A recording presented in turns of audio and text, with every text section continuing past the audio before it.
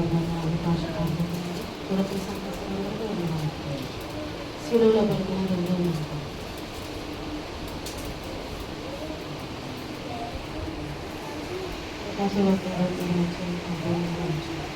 అందుకు ఆయన వారితో నేడు నీవు నాతో కూడా పరదేశంలో చదువని నిశ్చయముగా నీతో చెప్పుచున్నానని.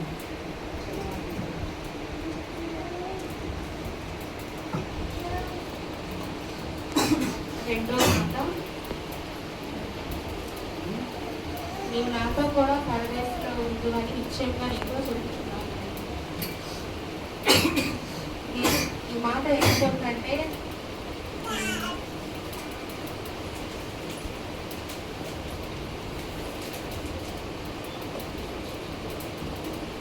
ఈ రెండో మాట ద్వారా మనం నేర్చుకోవాల్సింది ఏంటంటే, ఇద్దరు దొంగల మధ్య యేసుక్రీస్తుని సిలువేసినప్పుడు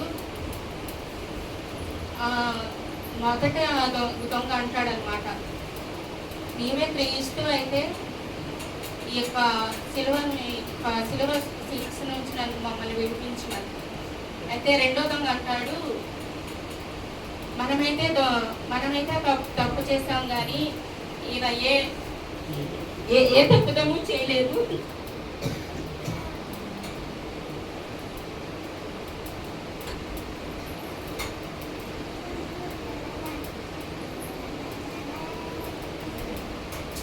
మనం ఈ శిక్షకు పాత్రలు కానీ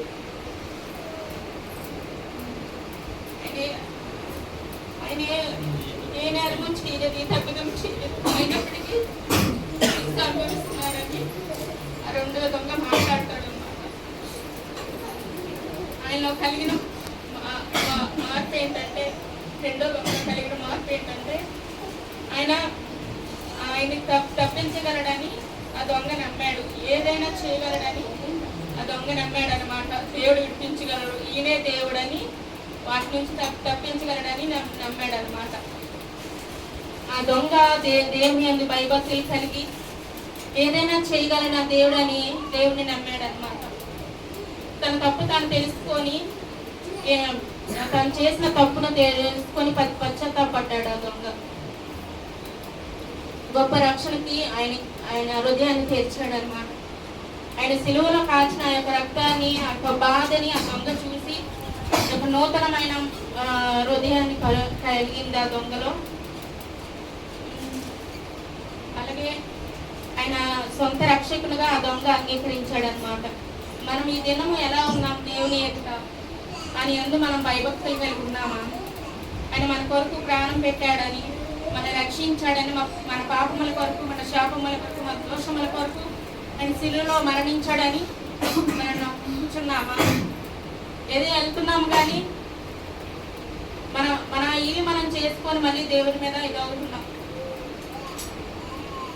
దేవుడు మనల్ని విడిపించాడు, దేవునికి నమ్మకంగా ఉండాలి, ఆయన రాజ్యానికి మనం వారసులంగా అవ్వాలనుకొని మనం ఎంతగానో ఇది చేయాలన్నమాట.